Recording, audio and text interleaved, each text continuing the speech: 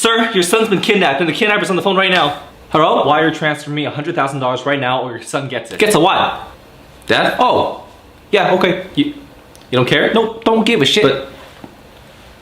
But he's your son. He got a B- in the math class last week. I was going to send him to Jesus myself. You doing me big favor. Okay, well, if you don't send me the money, I'm gonna... Hey, what's your dad afraid of? Okay. I'm gonna send him to school. Okay? Acting school. You sick motherfucker!